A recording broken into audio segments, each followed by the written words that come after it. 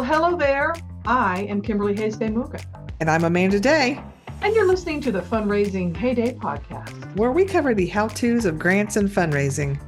and how we can all do a better job of changing the world of philanthropy for the better. So, if you're looking for a grant writing, training, development, all things grants course that goes far beyond like just a one and done, then listen up.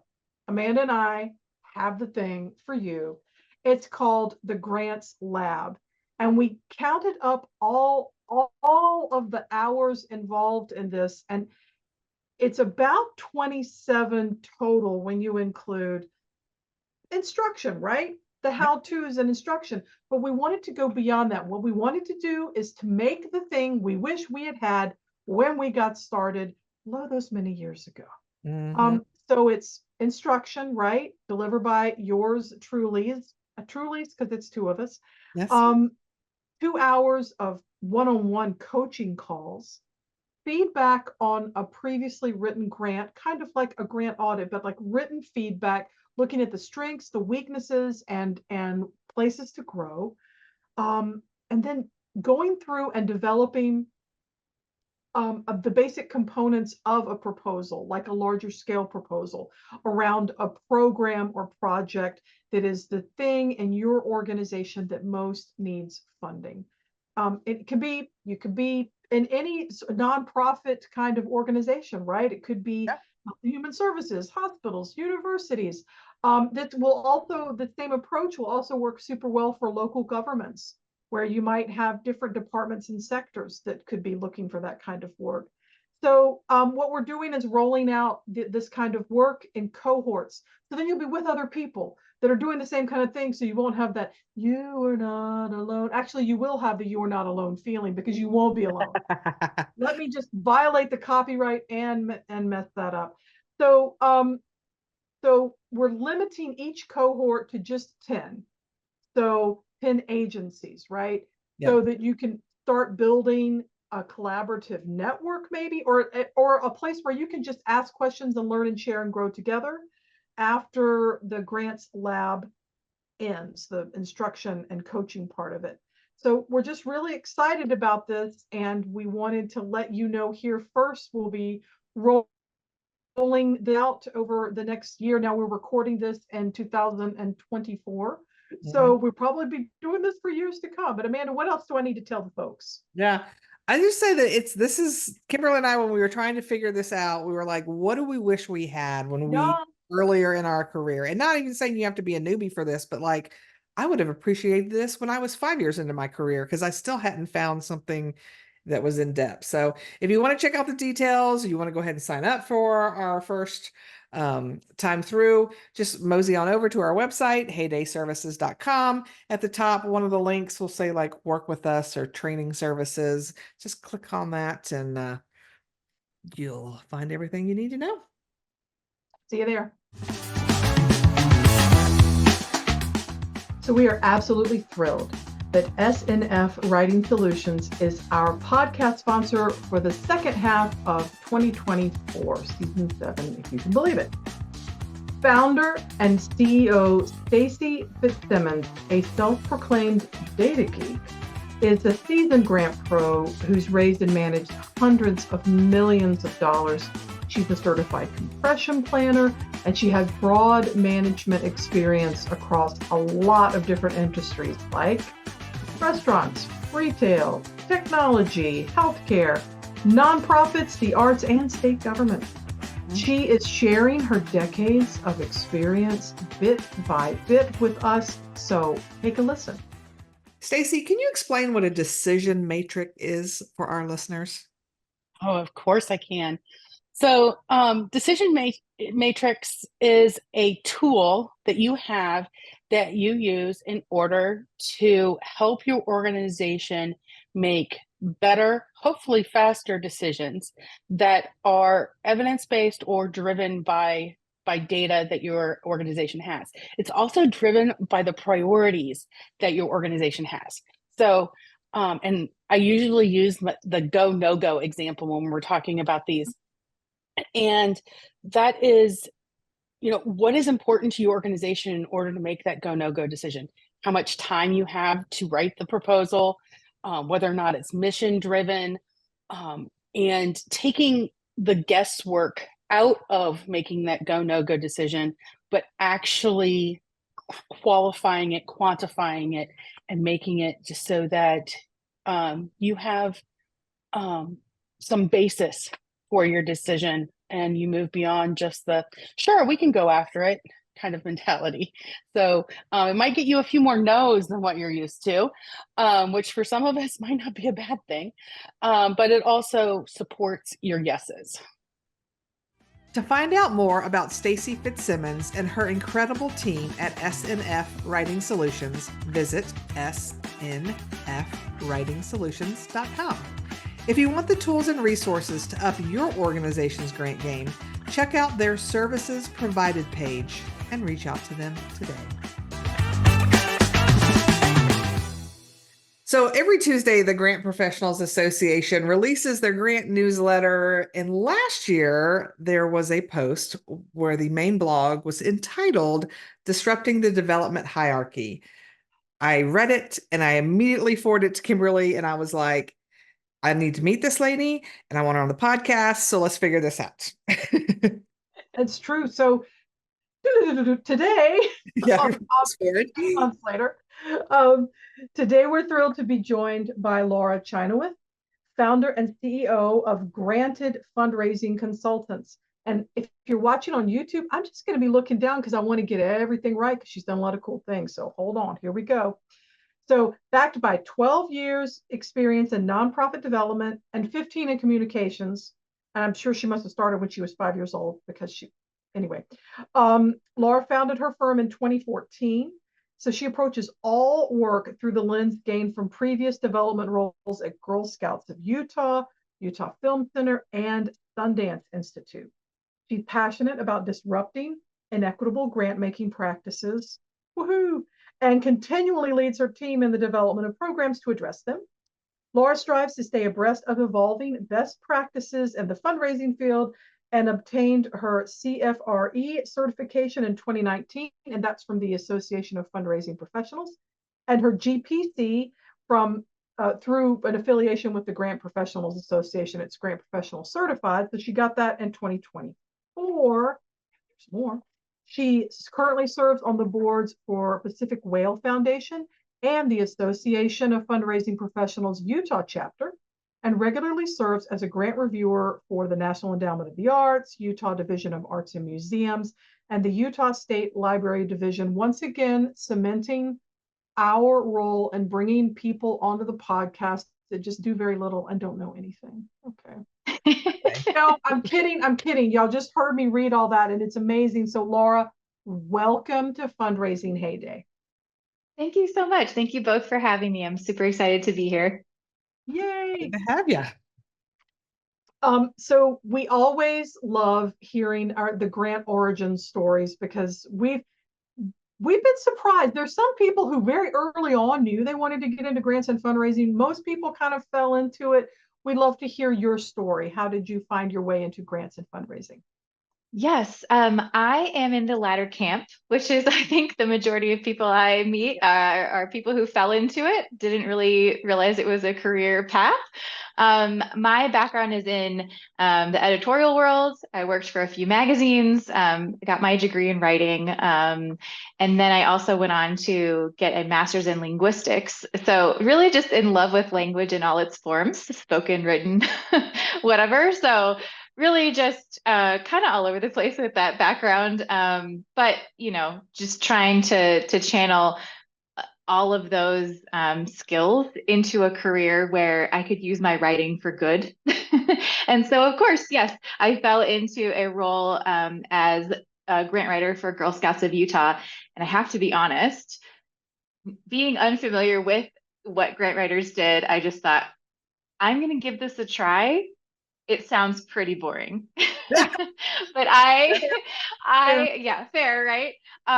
However, I ended up loving it. And then I realized not many other people loved it. So, yeah, so it's just job security and really, really helped developed my love for all things development and grant writing. That's awesome. Oh yeah, if you ask my children, they will tell you I have the most boring job in the world. Of course, you just don't know. It's not. Oh, well, let's jump into how we were introduced to you. So, it was back in August of 2023 that your GPA article came out, Disrupting the Development Hierarchy. And one of the things you talked about, and I want to quote you from this, but in your article, you talk about the long-held unconscious belief among nonprofit employees that grant writing as a field encompasses only entry-level development work. So in the article, you do a really good job of articulating why you think that is, and we'd really love for you to share that with our audience. So why is it everybody thinks, oh, grant writing, that's an entry level position? Mhm. Sure. So I have a lot of ideas in the article. And so there's a really long bullet point list. If anyone needs to go find that article, please do. It's a very long list.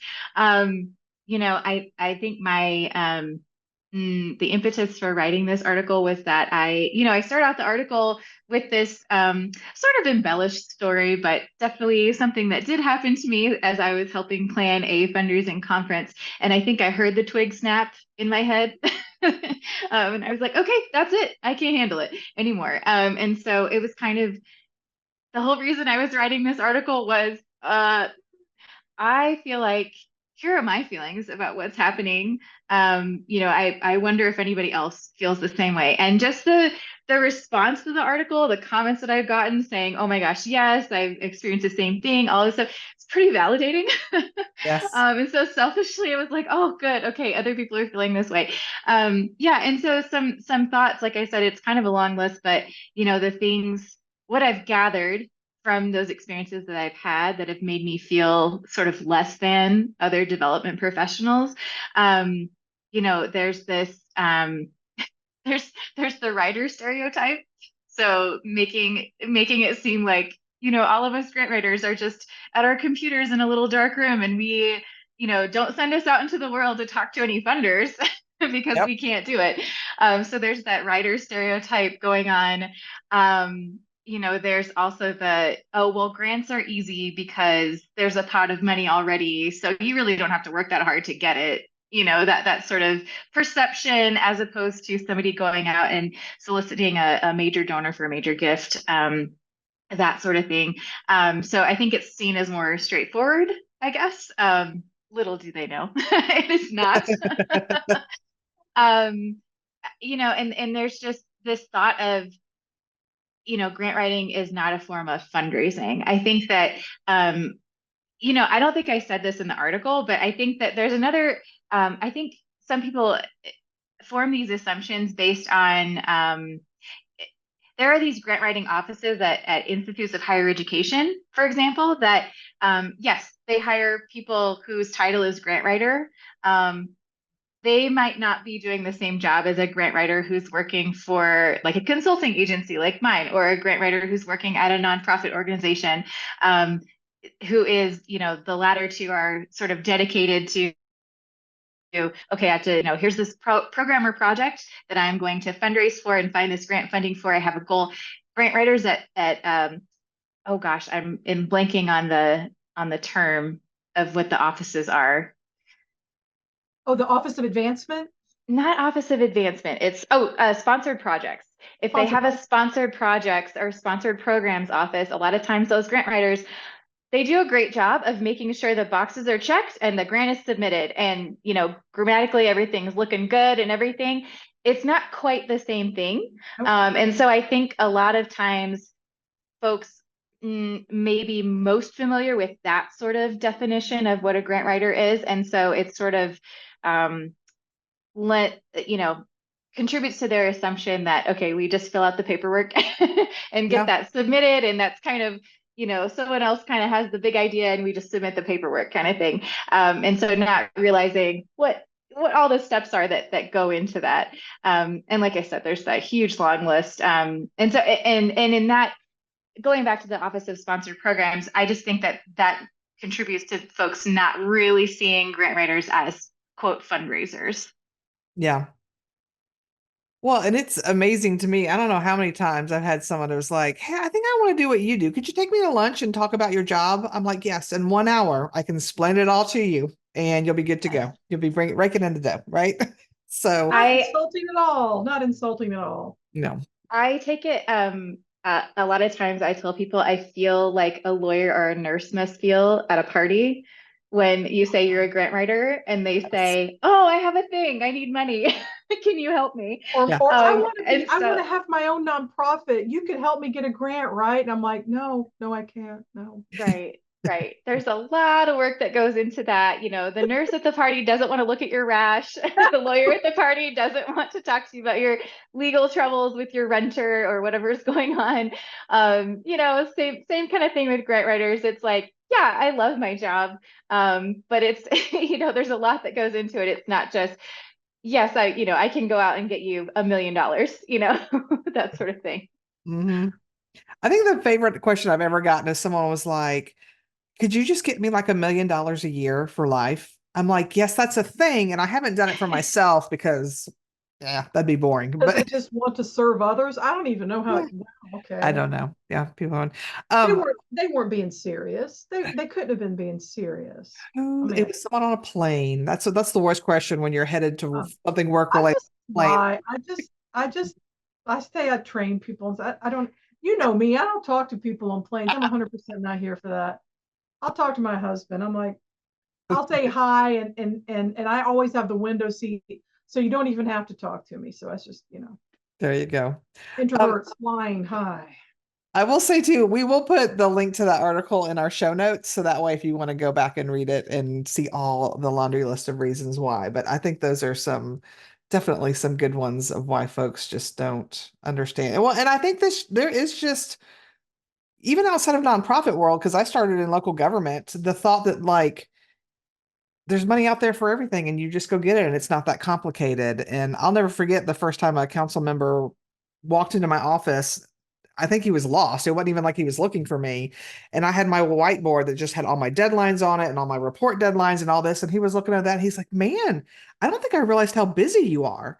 I'm like, "Yeah, I work really hard to like, it's not just, fill out a grant every now and then and it just rolls in." So, Yeah. Right, right. mhm. I like to So say that 90% of anything, usually what I say is 90% of anything fun, and I find grant writing fun. So we're just going to go with it. 90% of anything fun is the prep and the cleanup. So I Yes. think that, yeah, having the title, and I can get into this, or I'm sure we'll get into this more later, but just having the title of grant writer too, again, kind of like I said earlier, there's one title, grant writer, that really covers a lot of different types of jobs. And then within grant writing, it's not just writing, right? It's preparing the program staff. It's sort of reverse engineering, or helping with program design sometimes, making sure that opportunities are vetted, doing the grant prospecting, all of that stuff is grant writing. So I think that that's what people fail to understand for sure. it's a Absolutely. lot. I think grant writing is a misnomer. I think it Oh, should be called yes. grant development or something like that. Hmm. Hmm. So we could probably spend the next 2 hours sort of talking about, people don't understand us. How do we? But I'm curious to hear from you. Like, what are some ways that grant pros could help educate with and no awkward plain conversations. Let's leave that off, because that I'm totally not going to ever do that. But That's what are fair. some ways that grant pros can work to educate their colleagues and others about the true nature of their grant work? We don't all have a giant whiteboard like Amanda. So what do you think we can do? Yeah, I think that's a great question. So the article, I think, okay, so now we're at this point. We understand what's happening. Now it's on us to do something about it, right? Like, we can understand, and like you said, we can rage about it all day, but I actually don't think that most people are, sending us these signals that we are, entry level or less than or anything. I don't think they're doing it on purpose. I think that it comes from, these assumptions they have based on these misconceptions, right? And so how we can sort of address those assumptions. It's not an easy task because you'll have to keep doing it over and over again, right? It's a game of repetition for sure. And challenging people's assumptions in a non-threatening way is a skill in itself. And so I think asking a lot of questions, if somebody is talking about, as in my story, labeling a track of this, these sessions at a conference as entry level, really asking them like, okay, well, what is our criteria for entry level? Why do you think that is entry level? And maybe, and just asking a lot of questions, non-threatening questions, non-accusatory questions, and just trying to untangle like their thought process, and then asking if you can share your experience and why you might feel differently, and say, is it okay if I'd like to share with you, some experiences that I've had that make me feel differently about this. Like, is it okay if we chat about that? That sort of thing. So asking them how they think, what, challenging their assumptions by asking them what they think and how they arrived at this conclusion, but then also taking that a step further and saying, okay, well, here's how I arrived at what my experience has been. So I think asking questions is very key. And then, I think Kimberly, you another way you kind of got at it a second ago is just the term grant writer. I know GPA has really been, Grant Professionals Association has really been on the push to really replace that term with grant professional, because it really encompasses or it shows like the wide array of things that are encompassed under grant writer and under the grants profession. And so really starting to use that term of grant professional instead of grant writer, I think will really help people kind of get it in their heads that there's more going on there than just filling out paperwork for sure. And also just speaking up, honestly, I got this is related. I got really upset. I just remembered this the other day. I got really spicy when I got an email because I was on some funders list that said, what did it say? It said free money. And I guess this has more to do with like the equity focused stuff, but it said something like, free money in the title, in the subject line. And I clicked it and it was all about a grant that they were offering. And I was like, I have thoughts. Is it free though? No. Yeah, I was like, yeah. And so not only does that hurt the applicants, it definitely hurts grant writers as well, because it's not just filling out paperwork and submitting that, right? And so I was like, I have thoughts and I would like to share them with you. And so that was another opportunity that I said, can I please chat with you about this email that went out? Nice. I have feelings. So Yeah. How did that go? I think that they were receptive-ish. Can we go with that? I have not received an email since then that says anything, about free money or any of that. So that's good, I guess. Okay, I like to clever. think Okay. I helped a little bit. Yeah. Well, I always Yeah. like to think when I reach out, because I've done something similar, and I always try to, not be, and I'm sure you're not either. I'm not trying to be accusatory or like, hey, you did this wrong. It's just like, hey, have you thought about this? This would be more helpful to do things this way. I'm like, even if they don't believe me, maybe I'm just the first in a line of 12 people, and maybe by the 13th person, they'll be like, oh, okay, this is a real thing. So I'm like, even if I'm just one of many that it takes, I want to be one of the Exactly. ones, right? Exactly. Yeah. And I got an amazing comment on my article too. I want to give a little kudos to Jean Donato, GPC, who commented on the article, because she had some really great suggestions for getting people to recognize all that she does in the grant writing process. And she says that what she does like in a group meeting setting is asking who's going to take on different parts of preparing an application and that process, so people can go, oh, there's a lot going on here. And so she asks, who's going to build the relationship with the funder, who's going to vet the program design, who's going to create the preparation timeline, like all these things. And I was like, that's gold. So I am taking that hint from her, and I really appreciate her sharing that. So Mm-hmm.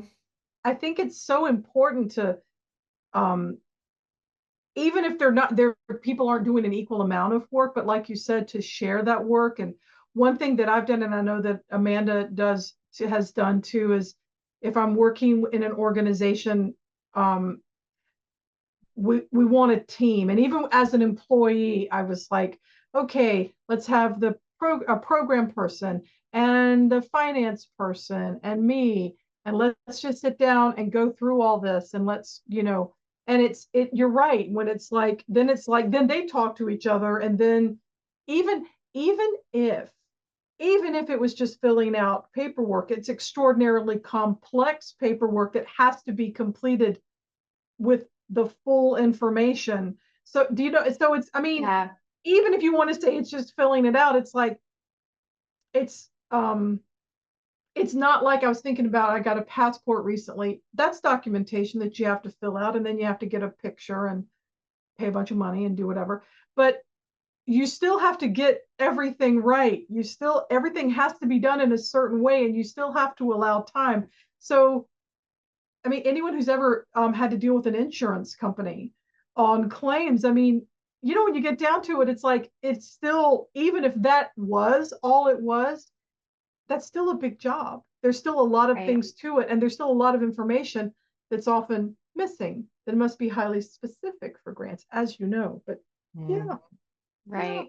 And I think, I wrote this article with, um, thinking that other development professionals, with that in mind, thinking that, grant writers are entry level, right? But I think that there are a lot of other non-development professionals, to your point, Kimberly, who also don't realize that we are not entry level professionals.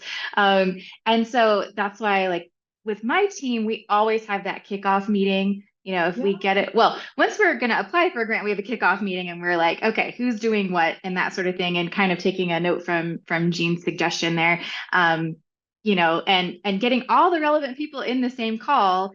And then, my best advice too is, if you're the grant writer, even if your boss is in that call, like, take the lead immediately, because you're like, if you can take the lead immediately and say, okay, here's what we need to do. Here's the timeline. This is what I need from you. This is what I need from you. This is when I need it by, that sort of thing. Then there's little room for people to question who's in charge of this whole process. Yeah. And so if you can be the first one to speak and say, this is what's happening, I find that that's super helpful too, because even with being a consultant, sometimes we get in the call and the client wants to say, well, here's when we can do this. And it's like, no, this is the way it has to go for us to be successful, So Very true. true. Well, I want to change gears on topics just a little bit. When I was poking around your website for granted fundraising consultants, I saw that you have three main values listed for your company: integrity, access, and empowerment. And under the access heading, you explain that philanthropic giving and grant making have historically been skewed against organizations led by and serving minority, racial, and ethnic groups and gender minority groups, and that what your purpose with your work is to connect those in need with crucial resources, and you vow to persevere until all barriers to inclusiveness are dismantled. So, first of all, here at Fundraising Heyday, we thank you. We love this. And so, what advice would you have to grant professionals who see these inequities, but they don't really yet know how they can start working to help dismantle it? Because so many of us, especially when you are newer to the profession, it's just you're figuring it all out. You're keeping your head down. You're trying to get the grant money for your organization. And the last thing that even crosses your mind is like, hey, there's some problems with the way grants are working. But now that they know, because we're telling them if they haven't already figured it out, yeah, what can they do to play their role? Yeah, that's a great question. Read all that you can, I would say. Find out what you don't know, because it's larger than you could ever imagine. And I'm sure, all of us can always learn something else. Learn about, acknowledge what your own experience has been, then find out all you can about other people's experiences, what that looks like for them. As grant writers, as development professionals, as nonprofit leaders, as nonprofit employees, those served by nonprofits, learn all you can about everyone involved in the system, because that's only going to help you. I would also say I am a huge fan of community-centric fundraising. That group, please check them out. I would say it's a fundraising model that's rooted in social justice and equity. They have lots of resources online. They have a Slack channel. I mean, they have so many things, so many resources that you can access, and so many ways to get involved as well. And I think they even have like local meetups now too in different cities, and so there could be an opportunity to meet, whether probably on Zoom too. So online or in your local community as well. They have just been amazing, an amazing resource to me. I check out all of their stuff often. I will say, I think the biggest thing for me that has helped is, what I would recommend to other people is write down the inequities you see or experience, like record them somehow, because even if you're not sure what exactly is going on there yet, you'll probably experience many of those instances. And so if you can write those down and then find the patterns among those instances, this can maybe help you decide how best to address the situation. Or if there's already a group out there that's addressing the situation, you can get involved, that sort of thing. But like for me, this is my linguistics brain coming out. I like to see the patterns in things. And so for me, I'll give you an example from our own firm. So we are working to launch our Granted Access program. This is a program that's going to provide free grant writing to members of historically marginalized communities who are leading nonprofits. This was a very organic program that came about because of this technique that I'm suggesting. I was getting so many phone calls from the folks who, meet that criteria, who would benefit from our one-on-one consulting services, but couldn't yet afford them, but were also least likely to get the grants in the first place. Right. So it was like, wow, these people are really just stuck between a rock and a hard place. Like, what are they supposed to do to get a leg up here and to get their foot in the door with grants and that sort of thing? And so this is why this program came about. And this is a program that, like I said, we're trying to launch this in the next few months, really just helping address that inequity directly. I love that. Nice. So you're going to go to or work with or collaborate with smaller nonprofits, I'm assuming probably led by people of color, depending on what it is that they're doing. And you're going to be able to work with them one-on-one for free. That's fantastic. Yes, that's correct. Yeah, we will launch the program soon. There's a wait list now. So if you go to our website, I can give you that link as well.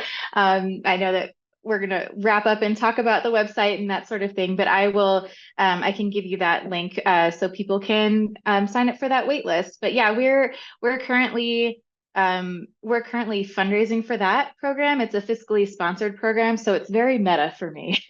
So, Right. Actually, that was my next question. So please lead on. Yeah. Yeah. We're currently fundraising for that, and we are, feel free to cut this if this doesn't fit with the content, but we are looking for $100,000 in pledges. We don't need the actual donations now. We just need the pledges to go to that program to secure our fiscal sponsorship. And that, like I said, it was important to me to create this program, and my team is has been immensely helpful with this. It was important to us to create a program that is giving folks the opportunity to work with professional level grant writers.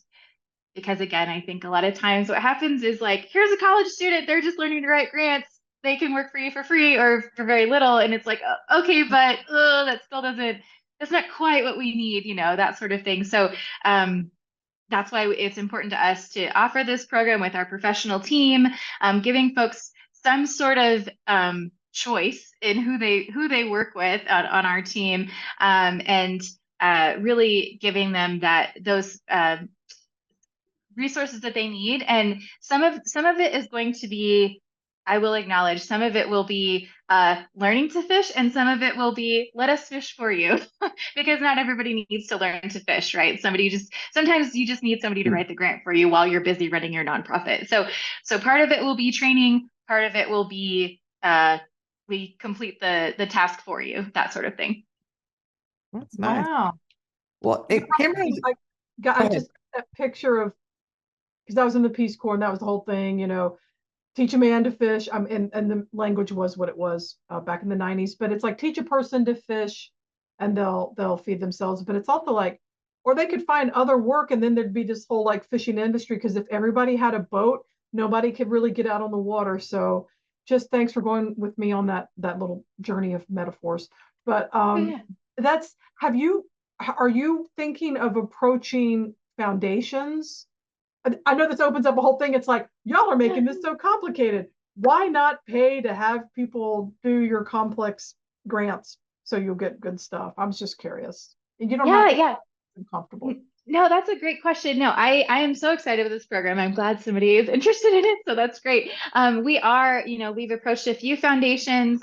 We've had some Nice. people who have been a little, have been interested, haven't quite made a pledge yet. We are approaching foundations to fund this program because, again, as you said, why wouldn't you want to get highly qualified applications from a diverse array of folks who are doing good in the community, Indeed. Or you could do something radical like not have such complicated stuff to begin with, but that may be a step too far.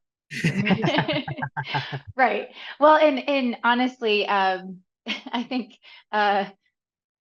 we are also really focused on the corporate and private foundations that are that purport to be DEI focused, so that it's like, well, this is, and so it just seems like a good fit for those types of funders who are already saying that they want to fund this sort of thing. They want to help folks, get the grant funding that maybe they otherwise wouldn't get. It seems like it would be a good fit for them. Oh, well, really good luck with that. And I hope that we Yeah. can I know we'll stay in touch and hear how that goes. And I see another wonderful GPA presentation or article coming out of that. So good luck with that. Absolutely. Fingers crossed. Yes. Yeah.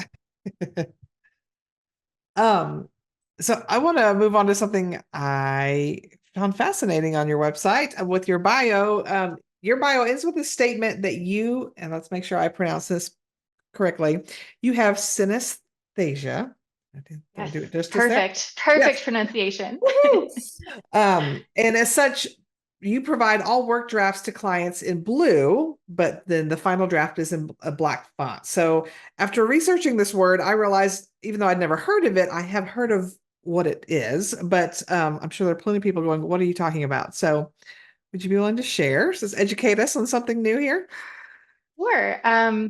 So how do I explain this? So I also didn't know what this was. This is like recently that I learned this about myself. So because things have always been a certain way in my brain, and I just didn't know anybody else was any different. So that's just how it goes sometimes.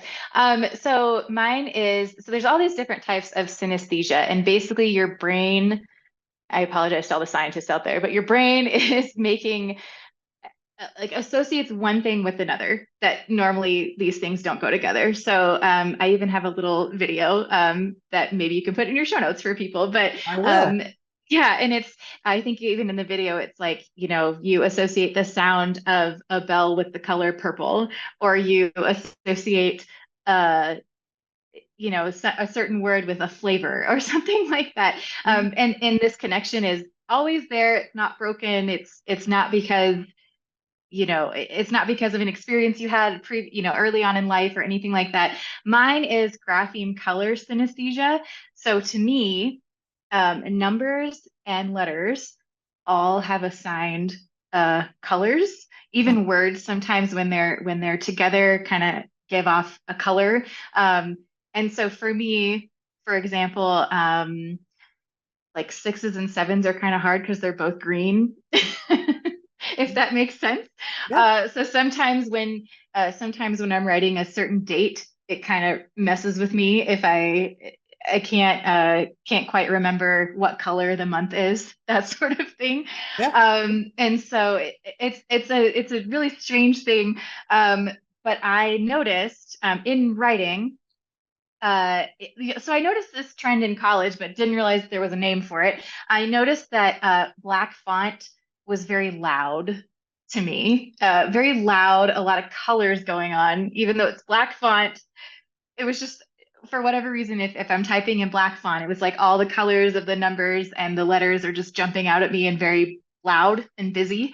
And so when it's all in blue, it's very calming. I don't see any other colors when it's all in blue. It's more manageable. And so I started doing this, and when I first started working with other people, because I started the company when it was just me, and then when I started working with other people, I got a lot of questions like, why are you sending me this thing in blue? This seems like it's not done.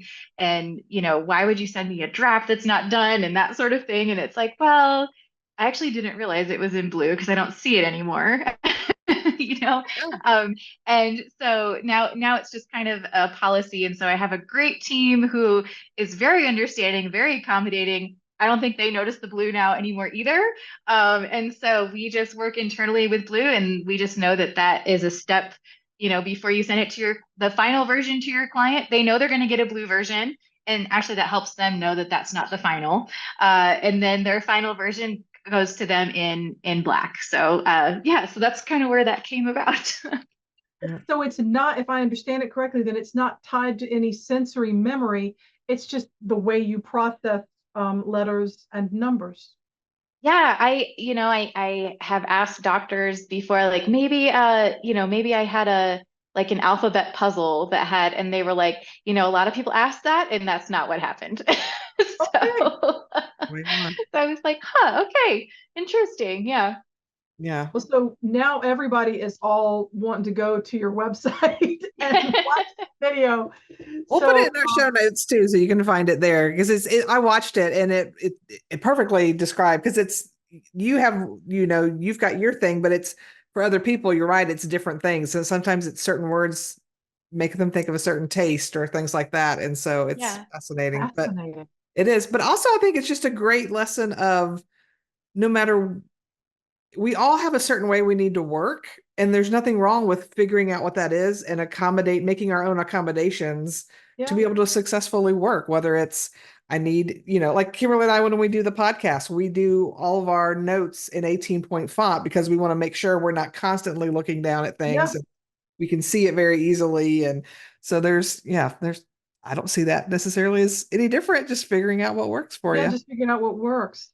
Well, Right. so if folks are like, okay, I want to know more, I want to find out more about all these kinds of things, what's the best way for them to connect with you and find out?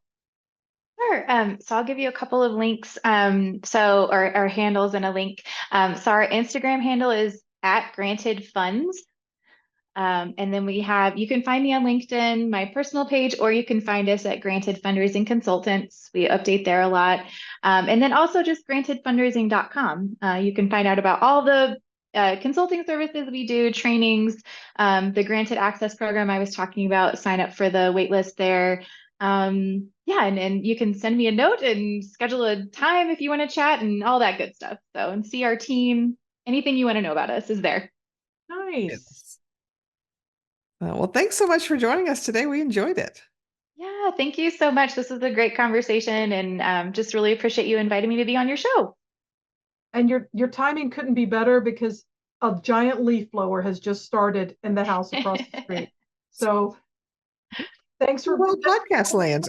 thanks for sharing, Yeah. and thanks to our neighbors for their lawn care, if you're hearing that. So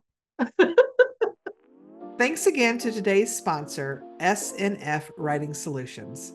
If you want to learn more about all that Stacy and her team offer in terms of resources, coaching, grant writing, and more, visit snfwritingsolutions.com.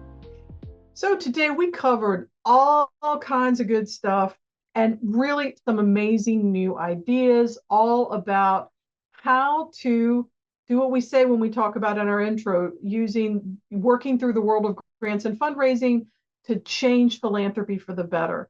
I am going to be following all along to find out what developments come out next, and I'm sure you will be too. And I feel like the more we can do to hold up folks who are doing this kind of work, it's going to give you, our listeners, some ideas, and we'll just keep going and growing. So thanks so much. Yeah, it was great to have Laura join us. So we hope you'll join us again in 2 weeks. This time we're doing a how-to. Are you ready for it? It's all about logic models. Don't press delete and stop yet, okay? Because it's actually going to be a really good discussion. And you'll be surprised to learn which among us is pro logic model and which would never like to see a logic model ever again. It's nothing you think. Stay tuned. Bye now.